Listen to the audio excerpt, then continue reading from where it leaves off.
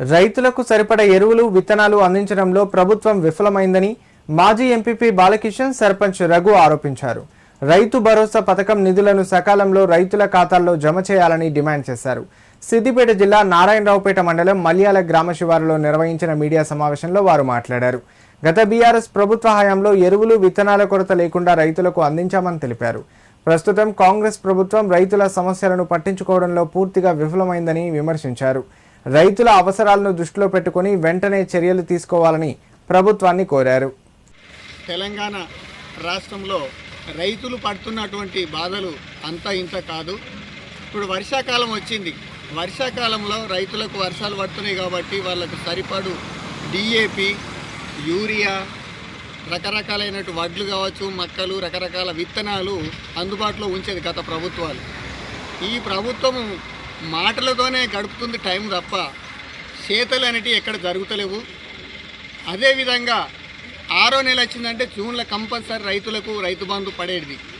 ఆ రైతు బంధు దాఖలాలు కూడా లేవు. ఇగవచ్చే అగవచ్చే అని చెప్పుడే కానీ అవి వేసింది లేదు. మొన్న కంటి తుడుపుగా ఒక 2 ఎకరాల వరకు వేసిర్రు. ఎంతమంది అయితే రైతులు ఉన్నారో అందరికీ రైతు బంధు పైసలు ఖచ్చితంగా వేయాలి.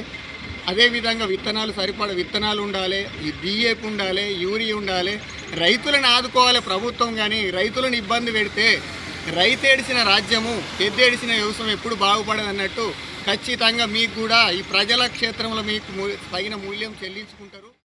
మల్యాల గ్రామంలో మన మాజీ ఎంపీ ఆధ్వర్యంలో మాట్లాడడం జరుగుతుంది. కావున ఇంతకు మన ఎంపీ బాలమల్ల అన్నట్టుగా రైతు బంధు రావడం లేదు. మరియు ముఖ్యంగా రైతు బీమా అనేది పేరుకే తప్ప చేతుల్లో లేకుండా అయిపోయింది. మా మల్యాల గ్రామంలో రైతు బీమా చనిపోయి కూడా 6 నెలలు గడుస్తున్న పెద్ద ఇంటర్ ప్రభుత్వం శాంక్షన్ చేయలేకపోతుంది. ఇది కాంగ్రెస్ ప్రభుత్వానికి సిగ్గుచేటుగా భావిస్తున్నాము. మరియు ఈ రుణమాఫీ అంటే అది చెప్పడానికి తప్ప చేతల్లో లేనట్టు అందరికి తెలిసిపోయింది. మరి చెప్పడం మేమే ఉంది కానీ చేతల్లో చూపెట్టలేకపోతున్న ప్రభుత్వానికి ఇది మరొక గుణపాఠంగా కావాలని చెప్పడం జరుగుతుంది.